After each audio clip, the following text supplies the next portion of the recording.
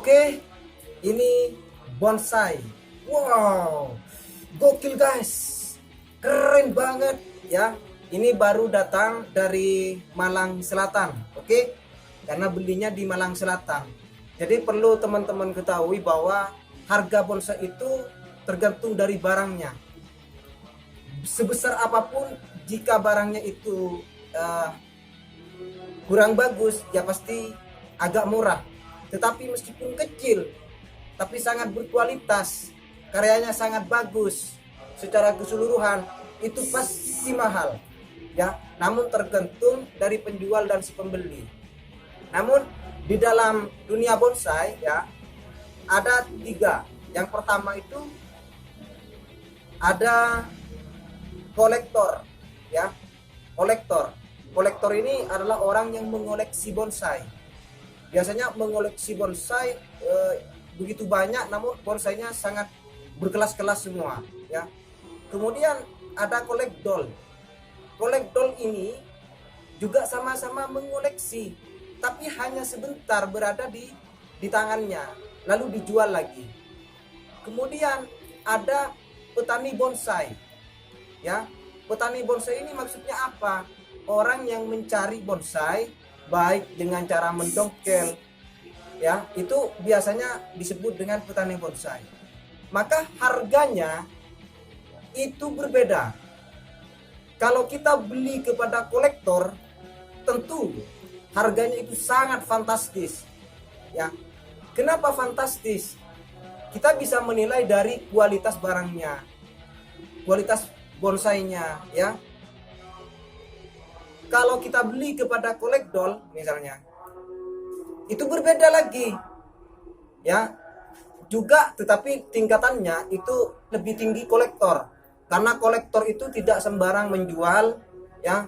Kalau memang tidak cocok harganya, itu tidak akan dijual. Nah, bagaimana dengan barang ini yang begitu sangat luar biasa bagi saya, ya, bagi saya pribadi, karena saya senang dengan gerakan-gerakan komposisi yang begitu sangat dinamis, kemudian maskulin, ya, enjoy, anggun, ya, memberikan kesan-kesan tersendiri, ada suatu cerita yang berkesan gitu kan.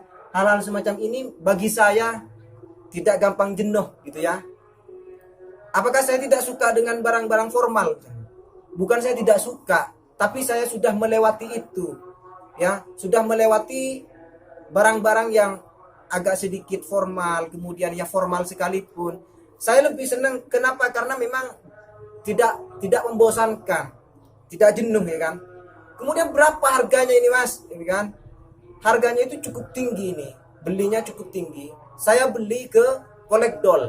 Nah, kalau ke kolekdol ini tidak kurang-kurang dari 15 juta. Ya, kalau barang seperti ini masih belum jadi, masih 30% gitu, ya. Nah, untuk itu, karena ini masih 30%, tadi ada sedikit yang saya rubah, mulai dari bentuk siloidnya seperti apa, karena saya punya konsep dari awal akan saya beginikan sesuai dengan bagaimana kemudian sealiran dengan gerakan seperti ini, sehingga perlu dipahami oleh teman-teman bahwa bentuk siloid dan gerakan perantingan ini harus sesuai dengan gerakan awal, yaitu gerakan utamanya, kemudian mengalir ke dahan, maka harus sesuai. Kalau misalnya karakter dari awal itu sudah ekstrim, maka secara otomatis programan perantingan ini juga harus ekstrim. Kadang ada yang ekstrim, gerakan batangnya ekstrim, tetapi programan dari perantingan itu lurus gitu kan. Maka ketika dilihat itu tidak enak gitu kan.